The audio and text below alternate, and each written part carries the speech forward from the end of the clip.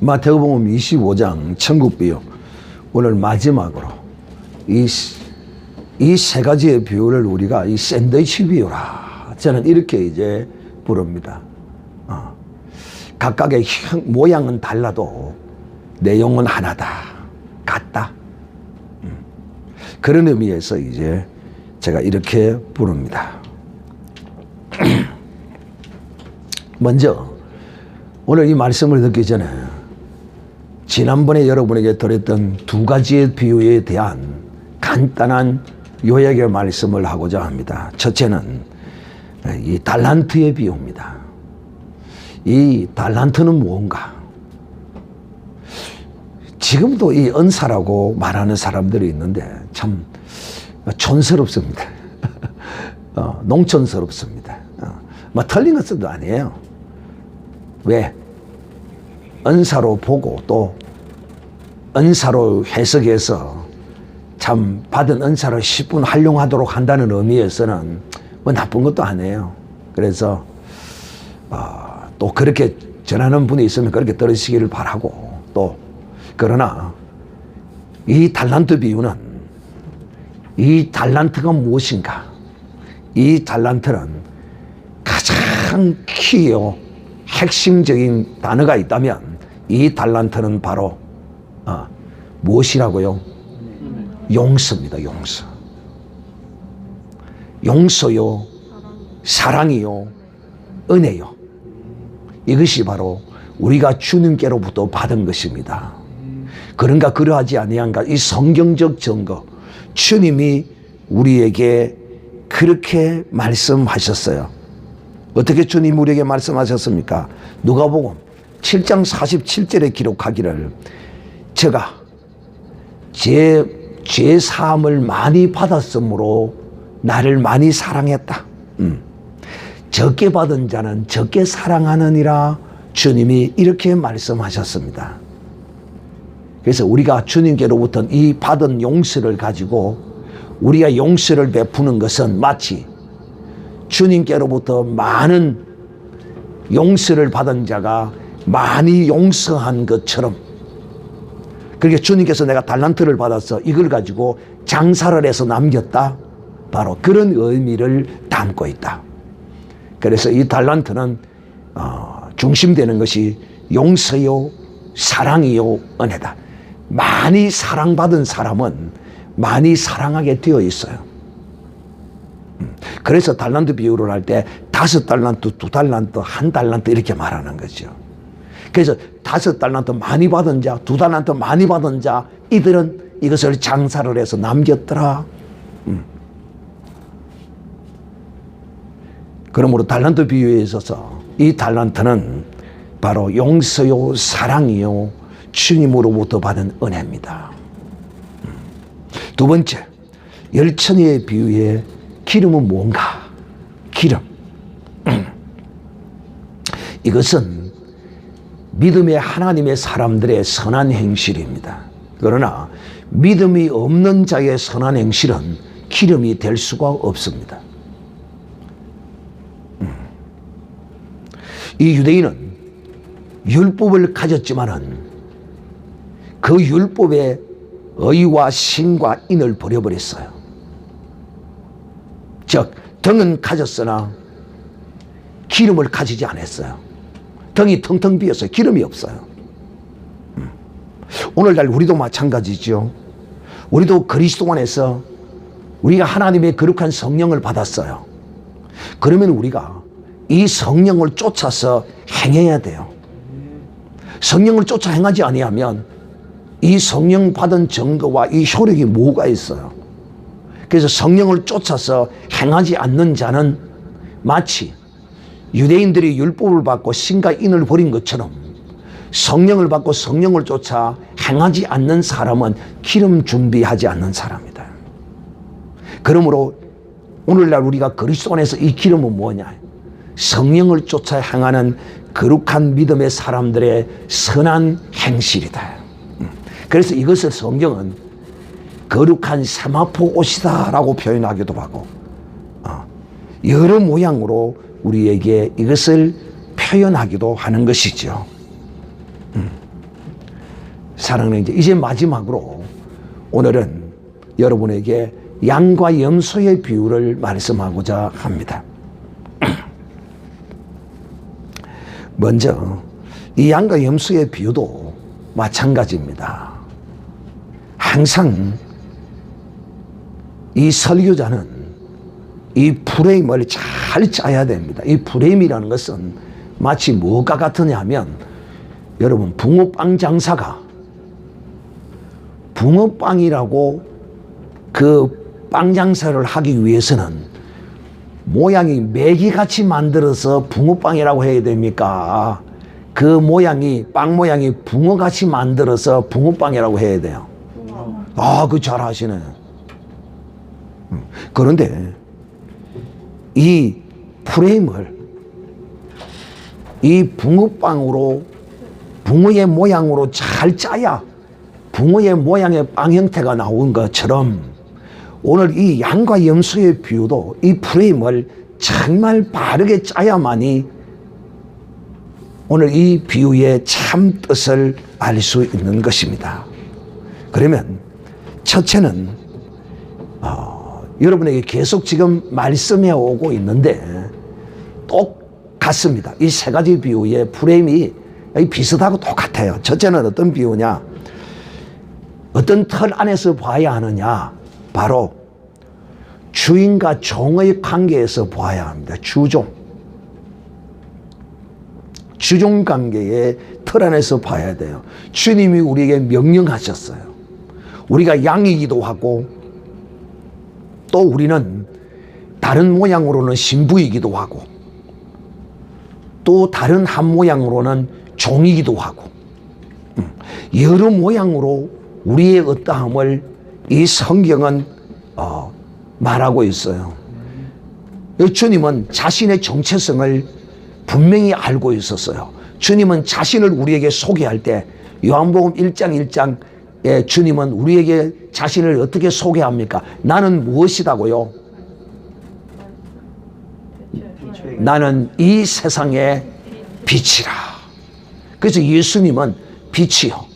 또 예수님 우리에게 자신을 뭐라고 또 나타내십니까? 생명의 떡이라. 생명의 떡이라. 이 세상에 하나님이 주신 생명의 떡이라고 말씀하시고 또 예수님은 또 나는 너희의 목자라 이렇게 말합니다. 여러 모양으로 우리에게 주님은 자기의 정체성을 나타내십니다. 자기가 누구인가를 우리에게 전가하십니다.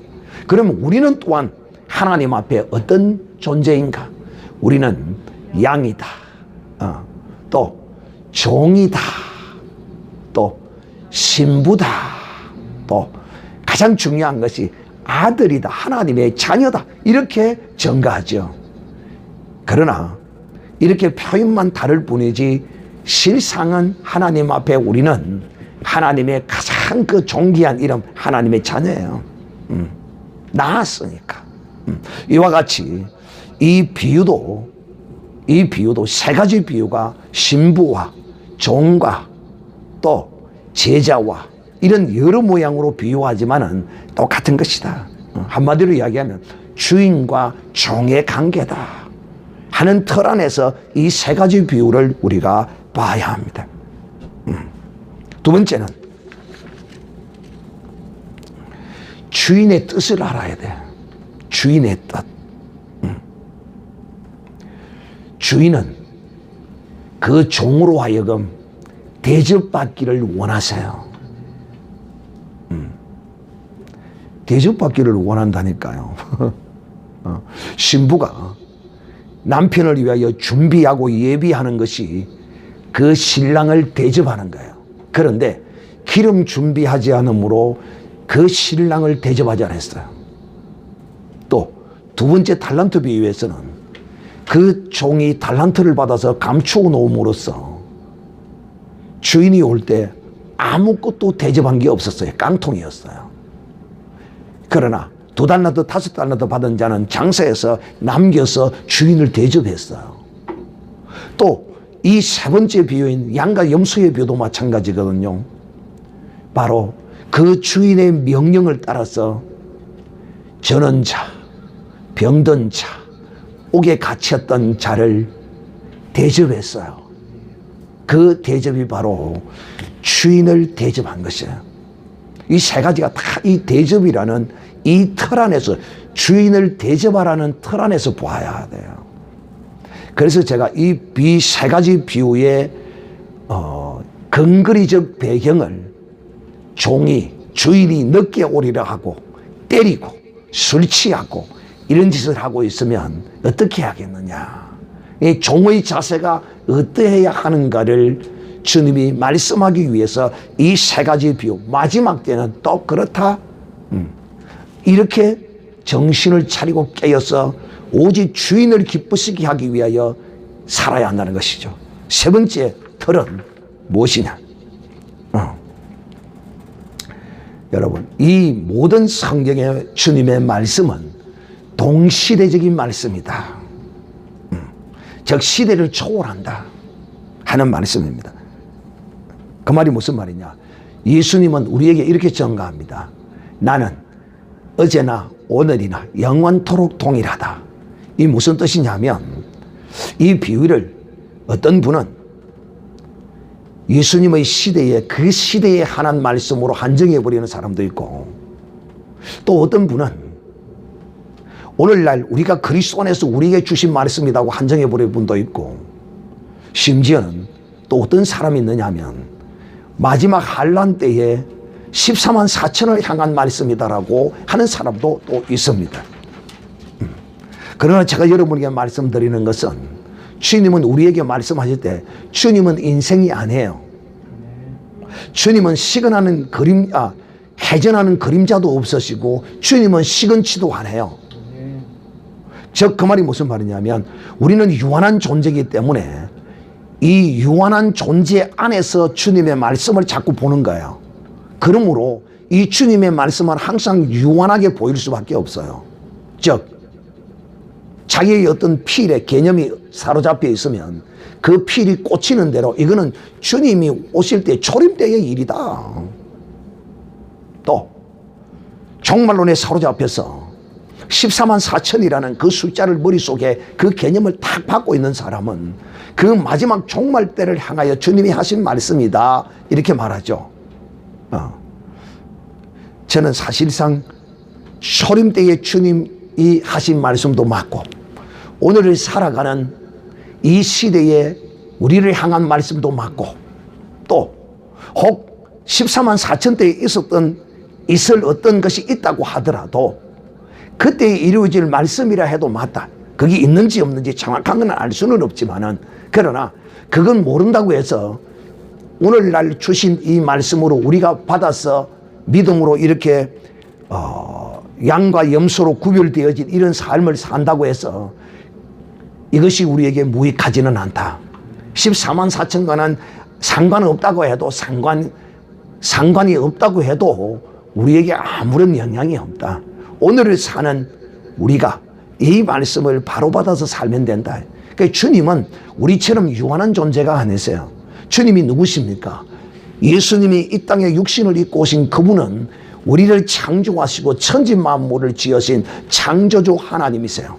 비록 그가 육신을 입고 유한한 가운데, 육신의 어떤 한계의 어떤 가운데 있다 할지라도 그는 우리처럼 시근하시는 분이 아니에요. 그는 동시대적으로 이 모든 말씀을 우리에게 하셨어요.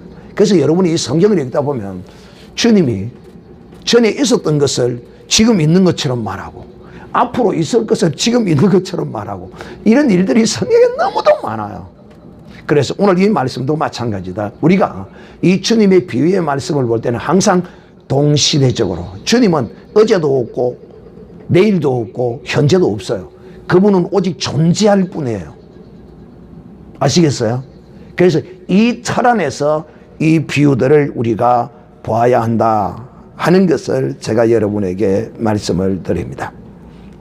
자, 이제 이 비유의 말씀을 할 때는 주님이 이 유대인들의 어떤 삶에 그 문화적 환경을 항상 배경으로 삼아서 말씀합니다. 근데 그 배경에 너무 그 삶의 문화적 배경에 너무 치우쳐 버리면 주님의 뜻을 놓칠 수가 있어요. 그래서 항상 적당한 선에서 그 배경은 적당하게 이용을 해야지 또 너무 문자에 빠져도 안 됩니다. 히브리어, 헬라어 모든 이런 언어에 통달한 사람들은 그 언어를 가지고 이 비유를 해석에 들어가는데 그것도 굉장히 은혜가 있습니다. 그런데 그것 또한 잘못하면 주님의 뜻을 놓칠 수가 있어요.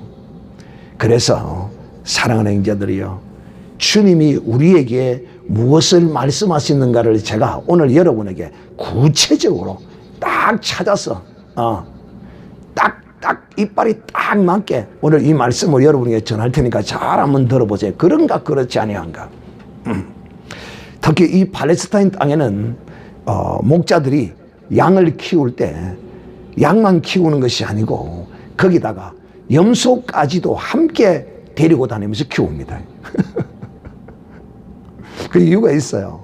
왜 이유가 있느냐면 이 양들은 좀 게으르고 좀 양들은 이 뭐라고 그럴까 좀 이 긴장을 하지 않아요. 우리의 신앙도 마찬가지거든요. 또 양의 모습과 똑같아요. 이 괴도 마찬가지예요. 마치 유대인의 그 목축업의 어떤 모습과 같이 양과 염소를 함께 키우는 것처럼 이 교회 안에도요, 양과 염소가 항상 같이 존재합니다. 그런데 그 염소가 너무 센 염소가 교회에서 나와버리면 교회가 참 고난을 겪어요. 적당한 염소짓을 해야 돼야 성도들이 긴장도 하고 이러는데 말이에요. 왜 이 양을 키울 때 염소를 갖다 데리고 다니냐면 이 양이 긴장하지 않으니까 이 염소는요, 갑자기 그냥 지 기분이 내키면 막 뿔러가 더 받아봅니다. 그러니까 양이 긴장을 하네. 염소가 이제 긴장을 한대요. 그래서 그 양을 키울 때 염소를 데리고 다니는 이유 중에 하나라는 거예요. 그런데 그 모양이 색깔들이 먼 데서 봐가지고서는 그것이 잘 구별이 안 된대요. 먼 데서 봐가지고는. 단지 이제 뿔로서는 구별이 되어지죠. 뿔로서는. 그러나 또 뿔이 없는 어린 것들은 또 그것도 잘 구별되지 않죠. 그러나 무엇보다도 이 양과 염소를 잘 구별할 수 있는 사람은 바로 목동이라고 그래. 양을 치는 목자가 그걸 잘 구별하는 게야. 여러분, 양이 스스로 자기 자신을 잘 구별하기 쉽지 않아요. 양이 스스로 염소짓을 하면 염소인지 스스로 착각하는 수도 있고, 또 염소가 조금 착해졌다고 양이라고 착할 수도 있고요. 그러나 주님은 그 본성을 알아요. 주님은 아셔요. 주인만이 그것을 안다 이거예요. 그래서 주인이 마지막에 그 양을, 염소를 가려낼 때 그때는 온전하게 염소와 양으로 쫙 분리되어지죠. 목자가 가려낸다 하는 것입니다. 자, 사랑하는 형제들이요, 오늘 이 양과 염소의 비유의 말씀을 들었던 그리스도인들이 굉장히 이 말씀을 그냥 이 말씀 그대로만 이것을 받아가지고 그것이 잘못됐다는 것은 아닙니다. 이 말씀을 다 들어보시고 여러분이 정리를 하시길 바랍니다. 그래서 이 말씀을 이대로 받아가지고 자기의 모든 재산을 다 팔아서 그냥 가나다는 데게 전부 다 이렇게 나누어 줘버리고 자기는 그냥 광야로 나아가는 이런 하나님의 사람들도 있었습니다. 그런 사람 중에 대표적인 한 사람이 로마 가톨릭 교회에 있어서 여러분이 잘 아는 사람이에요. 썬다싱이라는 사람이 그랬다고 그래. 굉장히 부모로부터 엄청난 재산을 물려받았는데 하나님의 은혜를 딱 입고 이 말씀을 딱 받고 이렇게 해야 주님을 사랑하잖아요. 그 엄청난 우리 고대 시대로 말하면 만석분의 그 재산을 싹 팔아서 가난한 자에게 나누어주고 여러분 참 대단한 믿음이죠. 오늘 주님이 이렇게 말씀하시는 이 의미에 가장 중심이 무엇인가를 알고 우리가 이처럼 행하는 것도 복되지 않을까 저는 개인적으로 이렇게 생각을 합니다. 자, 사랑하는 자들이요. 자, 오늘 주님께서 이 양과 염소를 가리시는데 이 양은 자기가 행한 이 행실에 관하여 그것이 주님께 대한 것인 줄을 전혀 기억지도 생각지도 안 했어요. 참 순진하지요. 제가 늘 여러분에게 우리의 신앙인은 하나님과 또 그 진리의 말씀에 대하여 어린 아이와 같아야 한다. 우리 믿음의 사람은 어린 아이와 같은 신앙인이 되어야 한다. 즉, 이 양들은 그냥 그 목자가 가르치는 대로, 목자가 인도하는 대로, 이 목자는 우리를 어디로 인도하느냐 하면 푸른 초장 실만한 물가로 인도합니다. 그러면 그 푸른 초장 실만한 물가로 인도를 받은 양들은 그냥 주는 대로 감사함으로 먹고 마시면 됩니다. 즉, 이 말이 무슨 말이냐면 우리는 주님이 우리에게 하신 그 말씀을 그냥 그 말씀 그대로 어린 아이와 같이 그냥 순종하고 믿음으로 그렇게 행하고 살면 됩니다. 그러나 오늘 우리가 또한 중요한 것은 주님이 이렇게 우리에게 말씀하셨으므로 우리가 그 말씀을 붙들고 순종하며 사는데 어떤 말씀이냐면 오늘 주님이 우리에게 지극히 작은 자에게 라고 말합니다. 지극히 작은 자. 그것이 곧 내게 한 것이다. 주님이 이렇게 말씀하거든요.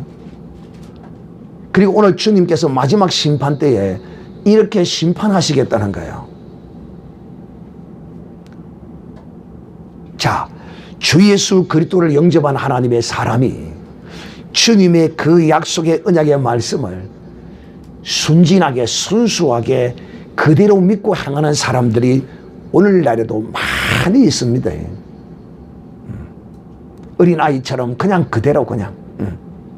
어린아이들은 상 받기 위해서, 여러분은 주일학교를 안 다녀봐서 잘 모르겠지만은 제가 어릴 때 주일학교 다니면 어떻게 하느냐 하면 그 뒤에다가 이름을 다, 이 아이들 이름을 다 써놓고 거기다 출석부도 딱 해놔놓고 또 전도하는 그것도 해놔놓고 뭐 또 성경 읽기도 해놔놓고 성경을 읽고 왔으면 그 스티커를 하나 붙이고 그래서 상을 줍니다. 그러면 이 아이들은요, 그 상을 받기 위해서요, 출석도 열심히 하고 막 친구들도 데리고 와가지고 딱딱 붙이면 올라가는 거 보고 막 기뻐하고.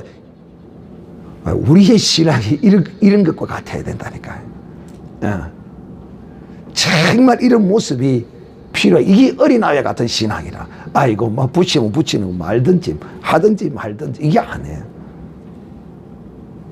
그래서 오늘도 우리가 이 말씀을 들으면서 우리가 좀 어린아이와 같은 이런 신앙을 해보가자. 어린아이 같이 주님이 그렇다면 정말 그렇게 행하는 이런 모습, 지극히 작은 자. 누가 지극히 작은 자냐면 주님께서 이렇게 말합니다. 마태복음 10장 40절에서 42절에 보면 너희를 영접하는 자는 나를 영접하는 것이요. 즉 오늘 주님이 또 이렇게 말씀하죠. 소자에게, 이 작은 자에게 냉수한 것이라고 대접하면 내가 결코 상을 잊지 아니할 것이다. 이 상은요, 어떤 상인 줄 아닙니까? 영생의 상이에요. 주님이 우리에게 주시는 그 근본적인 그 상의 가장 중요한 대표적인 상이 뭔지 압니까? 최고의 상이 바로 영생의 상입니다. 그래서 예수님이 이 자기 가운데 모여있는 이 제자들을 향하여 이 작은 자들에게, 이 소자에게 냉수한 것이라도 대접하는 자는 천국에서 상을 결코 내가 잊지 않을 것이고 줄 것이란 말합니다. 우리는 냉수 한 그릇을 그냥 오늘날 페트병에 들어있는 물 한 통으로 이렇게 생각하면 큰 오해입니다. 왜 오해냐면 이 사회에는요, 이 생수를 구하는 것이 쉽지 않아요. 그러니까 이 자기도 먹을 것이 부족한데 그것을 누구에게? 예수님의 제자들에게 그걸 대접하는 거예요. 즉 자기의 먹고 넘치는 것으로 대접하는 게 아니에요. 여러분 이 개념을 잘 아셔야 돼요. 우리의 신앙이요, 여러분, 내가 가지고 차고 넘치는 것으로 하는 거 절대 아니에요. 그래서 주님이 그 유대 사회에서는, 그 고대 사회에는 물 한 그릇이 굉장히 내가 타는 목을 그걸 당하면서도 나누어 줘야 하는 그런 물들이에요. 오늘 같이 500원, 1000원 막 주면 2리터짜리 사고 이럴 것 같아. 이거는 이런 개념의 물이 아니에요. 그래서 주님이 이 소자 중에 이렇게 말합니다. 냉수홍해를 대접하면 상을 잊지 않는 거죠. 누구를? 주님을 따르고 있는 이 제자들을 지금 말하고 말씀하시고 계시는 거라는 것입니다. 그리고 너희를 영접하는 자는 나를 영접하는 자요, 나를 영접하는 자는 나를 보내신 이를 영접하는 것이다. 주님이 이렇게 말합니다. 그러므로 누구든지 제자의 이름으로 이 소자 중 하나에게 냉수 한 그릇이라도 주는 자는 내가 진실로 진실로 너희에게 이르노니 그 사람이 결단코 상을 잃지 아니하리라. 이렇게 말씀합니다. 그러니까 이 주님의 제자들, 곧 오늘날도 이 진리와 이 생명의 복음을 전하는 사람들, 그러니까 1차적으로 우리가 진실로 대접하고 섬겨야 할 첫 번째 대상이 누구냐 하면 바로 주님의 제자들이라는 거예요. 첫 번째 대상이. 두 번째 대상은 누구냐? 형제들이라는 거예요. 어떤 형제들입니까? 그리스도의 물과 피를 나눈 형제들 두 번째. 세 번째는 누굽니까? 바로 이웃입니다.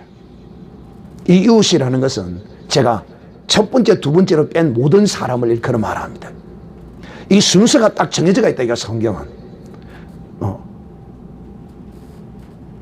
자, 그 다음째 마태복음 7장 11절로 12절에 보면 이렇게 기록이 되어 있습니다. 너희가 악한 자라도 좋은 것으로 자식에게 줄 줄 알거든 하물며 하늘에 계신 아버지께 구하는 자에게 내가 좋은 것을 주시지 않겠느냐.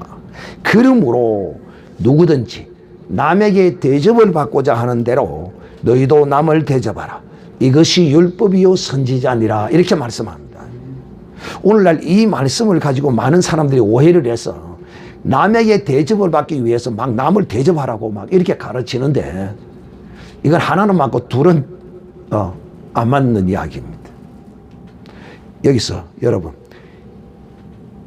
여기서 너희가 남에게 대접을 받고자 하는 대로 너희도 남을 대접하라고 끝을 내버렸다면 그게 맞아요. 그런데 이것이 무엇이고 무엇이라고요? 남을 대접하는 것이 율법과 선지자라고 함으로써 그 남은 누구를 일컬어 말하는 것이냐 하는 것입니다. 이 남은 누구지요? 예수 그리스도 곧 하나님이십니다. 하나님이 우리에게 왜 율법을 주시고 선지자를 보냈습니까? 그게 뭐예요? 네가 나를 하나님으로 대접하라고 이 선지자와 율법을 통하여 우리에게 말씀하시는 거란 말이에요. 제가 전하는 복음이 이거라 이 말이에요. 복음이 바로 이거란 말이에요. 하나님을 대접하라. 육신을 입고 오신 예수 그리스도를 대접하는 가장 최고의 대접은 그에게 우리의 죄를 내려놓고 죄인임을 고백하고 그를 영접하는 것이 그를 대접하는 겁니다. 할렐루야. 그래서 성경이 남을 대접을 하고 거기에서 바로 이것이 율법이요 선지자라고 함으로써 하나님은 우리에게 대접받기를 원하시는 것입니다. 그런데 신부가 그 신랑을 대접해야 되는데 그 대접하기 위하여 기다리고 오매불망 기다리고 준비하고 있어야 되는데 언제 올지 뭐 알기 뭐이라 그냥 예사로 잊어버리고 살다가 신랑을 대접하지 못한단 말이야. 자, 여러분. 그 다음 째.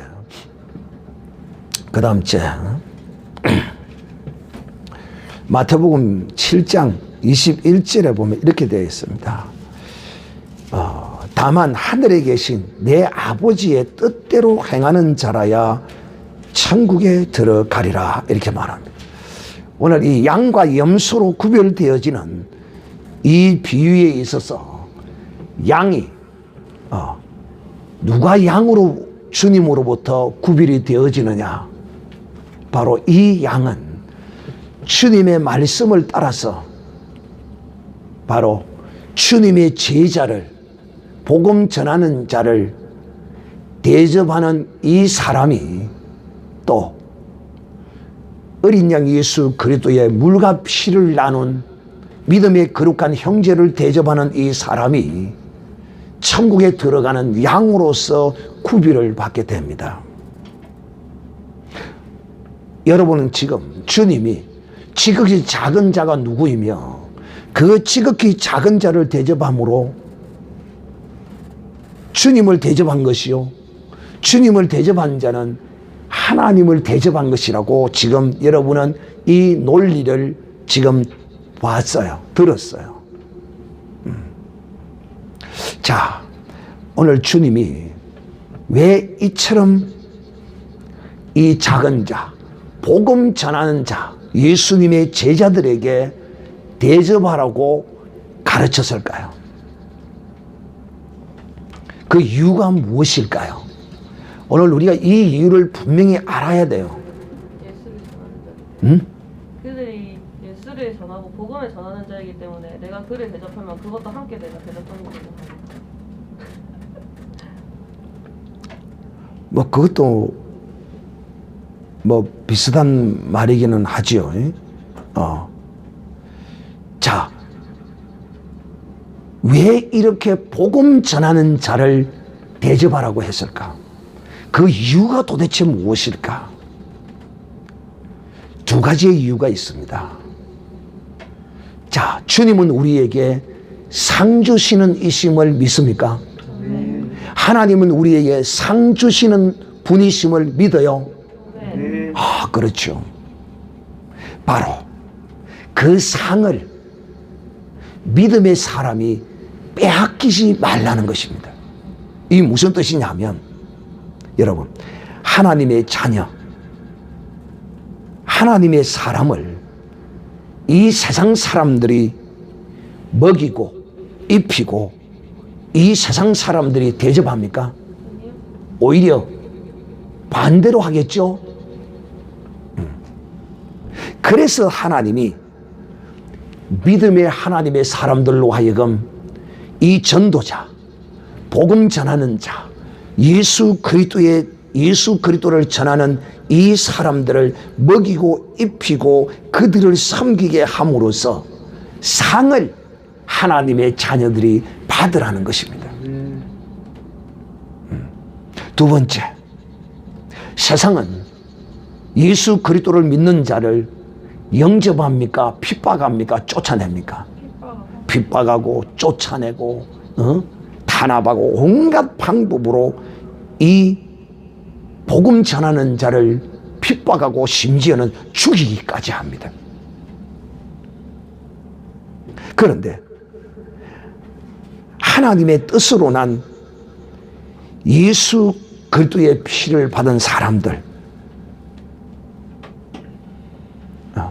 이 사람들이 이 복음 전하는 자, 예수 그리스도의 정인된 자, 예수 그리스도로 말미암아 핍박과 고난을 받은 자를 그리스도의 피로 거듭난 하나님의 자녀들이 섬기고 돕지 않으면 누가 그들을 이 세상에서 섬기고 돕고 할 자가 누가 있겠냐는 것입니다. 그래서 이 세상은 핍박하고 이 세상은 조롱하고 이 세상은 이 전도자 예수 그리스도의 제자된 자 하나님의 자녀들을 이렇게 행할지라도 너희는 그들에게 대접함으로써 너희가 그들 속에 있는 하나님을 대접하고 그들 속에 임하여 계신 성령님을 대접하고 그들 속에 있는 예수 그리스도를 대접하는 사람이 된다 하는 것입니다. 그래서 주님이 이렇게 우리에게 행하라고 하라는 것이었습니다. 자, 이제 제가 실제적인 구체적인 사례를 들어 여러분에게 설명을 합니다. 제가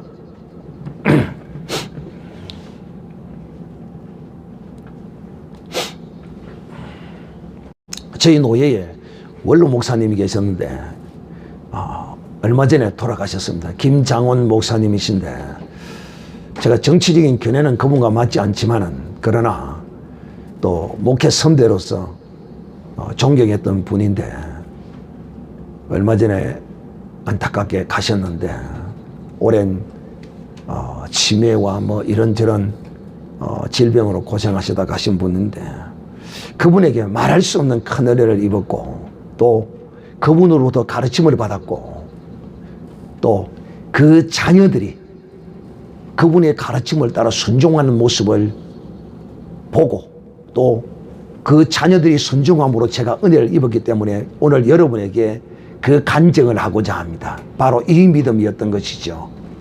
이 목사님은 노예의 회원들이 모이고 설이고 명제로 이렇게 모이가 이제 가족들이 오면 아이들을 데리고 오고 이제 그럽니다. 그러면 꼭 이 목사님은 10,000원짜리를 빼서 우리 해론이 대언이도 한번 받았는가 모르겠는데 10,000원짜리를 빼서 이렇게 떡 줘요.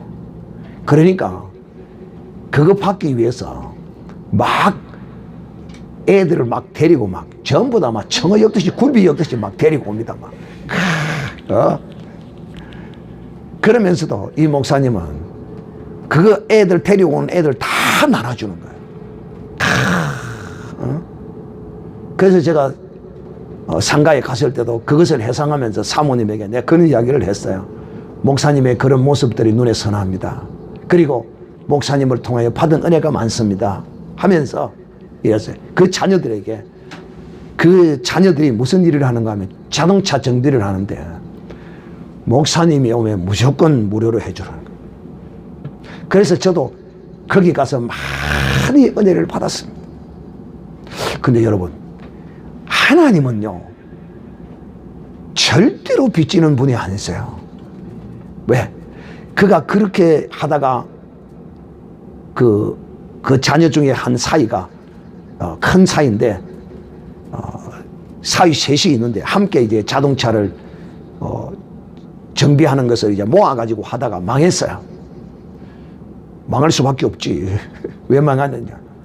큰 사이는 장인의 뜻을 따라서 목사들에게 이렇게 그냥 해주고 싶은데 작은 사이들이 싫어하는 거야. 그럼 우리는 못 살아 말이고. 그 일리도 있는 말이에요, 인간적으로. 그래서 늘 그런 걸 마음 아파하고 하고 이제 뜻은 좋아서 합쳐서 하나로 했는데 이제 이런 문제가 생겼던 거죠. 그러다 보니까 그냥 이 정비 공장이 망해버렸어요. 그리고 이제 셋이 분리해가 나가버렸는데 그 큰 장로님, 큰 사이 장로님은 분리해가 나간 지 얼마 되지 않았어. 다시 재기해가지고 그 제도로 가서 장사를 해 정비를 하는데 다시 재기해가지고 다 회복했다는 말을 오래전에 들었어요. 그 장인 어른이 가르친 것을 부모도 아닌데 장인이 가르쳤는데도 그렇게 행했어요. 그리고 또 그 목사님이 이 노예마다 다 보면 다 다 개척교회 비슷하게 어려운 사람들이 많아요. 그런데 자기 교회에 오늘 이 시간을 빌어서 그 순종했던 장로님 이름도 제가 소개합니다. 신명성 장로님이신데 그 장로님을 목사님이 키우셨어요. 쫄딱망하게 온 사람을 목사님도 돈이 없으면서 사위들에게 명해가지고 네 100만 원 내, 네 200만 원 내. 그래가지고 500만 원을 모아서 쫄딱망한 그 사람에게 네가 하고 싶은 거 하라면서 오늘 준 거예요. 그래서 그걸 미천으로 삼아가지고 이 장로님이 이제 거기서 장로까지 되면서 그걸 미천으로 삼아서 이제 자기가 하는 일이 잘 된 거예요. 그래가지고 1억짜리를 땄어요. 1억짜리를 땄어요. 그래서 목사님이 참 이 목사님 대단한 분이시라. 왜? 1억짜리를 딱 따가왔다고 그러니까 그러는 거야. 어이 신장로, 예 목사님. 이번에 뭐 1억짜리 했다면, 예 이번에 1억짜리 해가지고 이제 돈을 다 받았습니다. 그래? 그러면 이거 한 3천만 원 저 노예 목사님들을 위해서 써라. 예 알겠습니다. 저 그리 쿠는 사람이나 그리 쿠니까 또 예 알겠다 쿠는 사람이야. 참 그 밥에 그 나물입니다. 할렐루야. 왜 할렐루야 안 해? 기분 나빠요. 그래서 그 목사님이 노예 목사님이 10몇 명을 다 모이라. 오늘 너희들에게 내가 좋은 걸 줄 테니까 하나도 빠지지 말고 모이라고 그래. 그래서 뭐 이제 나중에 알고 보니까 그랬어요. 그래 갔더니만 목사님이 그러는 거야. 울산을 데리고 가는데 울산 파크랜드 매장을 데리고 갔어요. 오해 없이 잘 들으세요. 매장에 딱 데리고 들어가더니 제일 좋은 걸 골라라는 거예요. 나는 그때까지 지금도 내가 그 옷이 있긴 했는데 커서 내가 그때 너무 큰 걸 구해가지고 커서 입지를 못하는데 구해라 그래가지고 그 50만 원짜리를 전부 다 50만 원짜리 60만 원짜리 다 했어요. 다 구하고. 그리고 또 횟집으로 데려가서 그 동해 바다 가면 동해로 지나가면 횟집에 데리고 가서 막 먹기 싫도록 먹으라는 거예요. 그래서 그때 또 회를 또 먹었어요. 한 것을 먹고. 그 다음 주에 마지막으로 또 갈 때는 신장로 목사님들한테 봉투 드리라. 그러니까 신장로님이 준비했던 걸 다 내더만은 다 나눠주는 거야. 그래 집에 가서 딱 보니까 100만 원이 들어있는 거야. 옷에다가 100만 원에다가. 그래서 나중에 이야기를 들으니까 그렇게 해서 그렇게 했다는 거야. 그리고 그 목사님이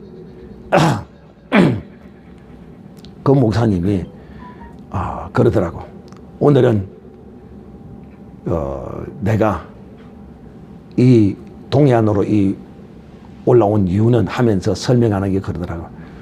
여기 어디 가면 뭐 횟집이 있는데 그 횟집에 들어가면 목사라 하면 무조건 그냥 대접한다는 거야. 와.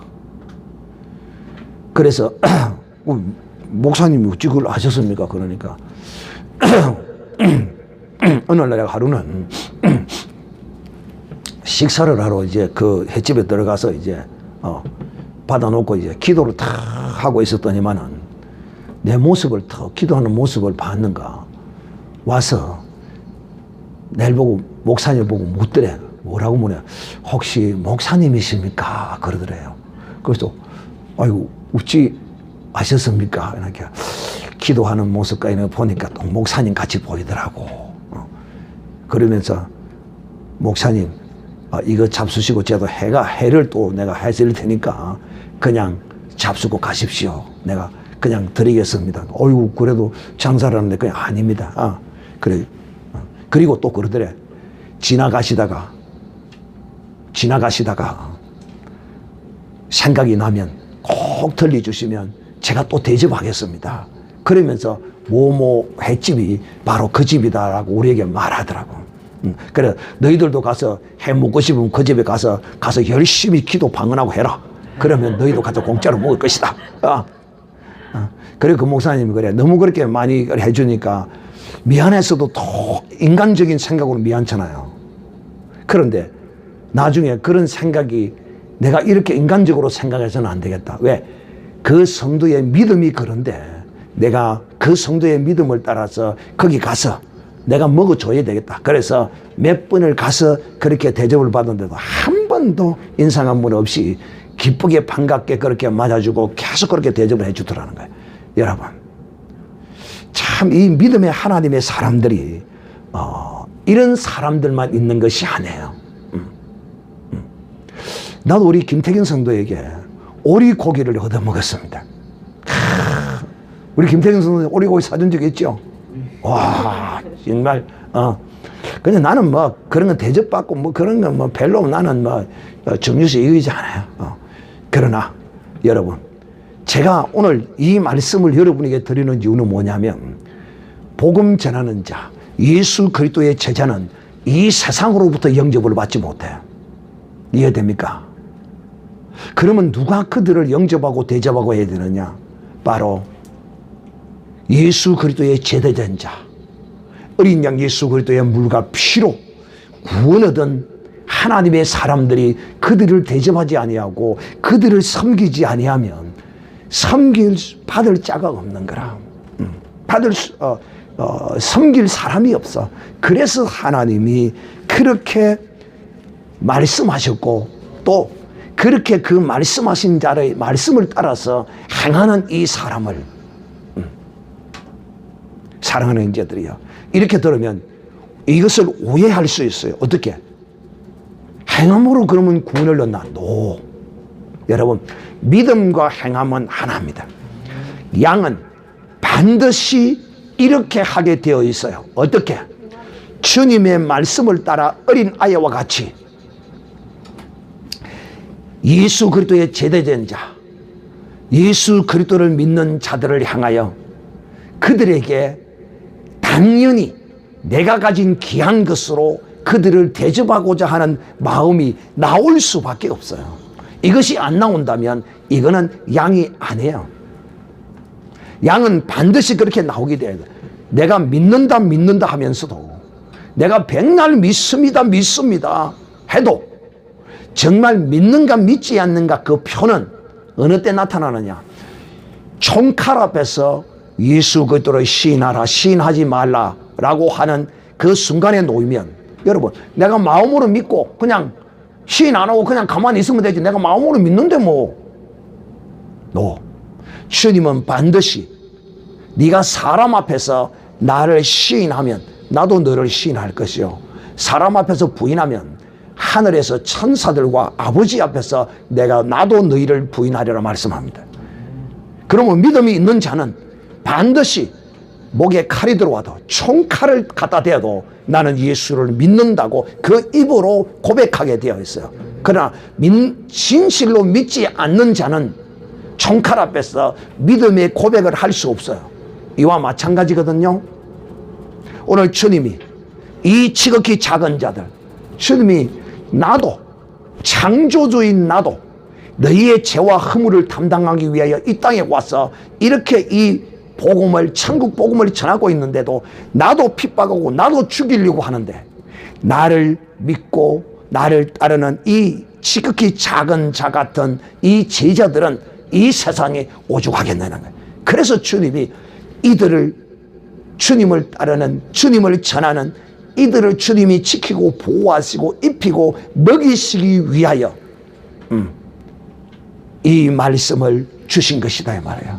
자, 그러면 여러분이 지난주에 잠언 말씀을 제가 텔레그램 방에 올려놓았는데, 그 잠언 말씀에 보면, 잠언 19장 17절에 보면, 가난한 자를 불쌍히 여기는 것은 여호와께 꼬이는 것이니 그 선행을 갚아 주시리라. 사랑하는 자들이요, 참 저는 뭐 개인적으로 개인적으로 그래요. 특별히 뭐 있고 잘나고 막 이런 사람에게는 그러지 않지만은, 어렵고 이런 분들에게는 나름대로 그런 걸 보면 속에서 그냥 본질적으로 이 속에서 그런 게 나와요. 여러분들도 정말 주님 나라에서 주님으로부터 칭찬을 받고, 이거는 하나의 단적인 하나의 예지, 이것 하나 자체가 어떤 것이 믿음의 선한 행실 한 자체가 그 사람을 양과 염소로 구별하는 것은 아니고, 대표적으로 이런 것이 믿는 사람에게는, 대표적인 이런 것이, 이 대표적인 것을 행하는 자는 다른 것도 반드시 하게 되어 있어요. 이걸 행하는 자가 다른 것을 안 행할 수는 없어요. 왜? 여러분 보세요. 지금 내가 먹을 물 한 그릇이 있는데, 지금 타는 목인데, 내가 이 먹을 물을 전도자가 목말라서 고통할 때 그것을 내가 썩 내어준다는 거, 이거요 믿음 없이 되겠습니까? 전도자와 나누어서 먹는 거, 이거 믿음 없이 되겠어요? 내 목도 타서 죽을 지경인데. 믿음이 있기 때문에 이렇게 행하는 것 같이, 이렇게 행하는 자는 어떻게? 작은 자르게 내가 주님의 말씀을 따라서 이 전도자들과 이 어린 양 예수 그리스도의 피를 나눈 하나님의 사람들과 이들의 어려운 가운데 있을 때에 내가 손을 뻗어서 그들에게 내가 행하는 이런 사람이라면 다른 것은 그냥 볼 필요도 없어요.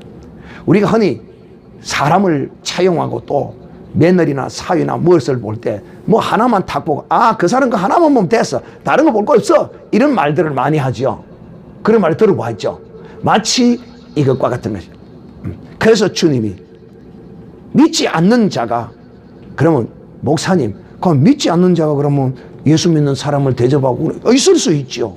그러나 믿지 않는 자가 대접하는 것은 천국과는 상관이 없어요. 그들은 땅에서 하나님이 또 계산해 주시는 복을 받을 것이에요. 믿지 않는 자는. 그러나 믿는 자는 이것이 결정적으로 그 영생과 관련되어진 가장 핵심적인 귀중한 선행이 되어진다 하는 것입니다. 그러므로 사랑하는 형제들이야, 오늘 여기서도 보면, 우리도 보면, 우리 가운데도 보면 정말 이렇게 믿음으로 살려고 애쓰고, 또 어떤 하나님의 사람은 자기도 월급을 돈 100만 원 받으면서 어려운 이웃을 보고 거기서 10만 원씩 20만 원씩을 축축 빼어서 줄 수 있는 이런 마음을 가진 사람도 있어요. 그것이 여러분 그냥 나오는 것이 아니에요. 그런데 그 사람이 이런 주님의 약속의 언약의 말씀이 그 속에 있기 때문에, 내가 돈 100만 원 월급 받은 것 가지고서도 10분의 1을 빼서 어려운 힘든 그런 형제들에게 이렇게 선뜻 행할 수 있는 이런 것이 그저 우연이겠느냐. 이런 사람이 목에 칼이 들어왔는데 예수 믿을래 믿지 않을래 하는데 거기서 나는 못 믿겠다라고 할 수 있겠느냐. 당연히 나는 예수 그리스도를 믿습니다라고 그 총을 받고 칼을 받을 수밖에 없어요. 이런 사람은 당연히 천국에 들어갈 수밖에 없다는 사실을 기억하고, 여러분들도 정말 주님의 양이라면, 주님의 신부라면 정말 주인을 기쁘시게 하는 종이 되시기를 주님의 이름으로 축복합니다.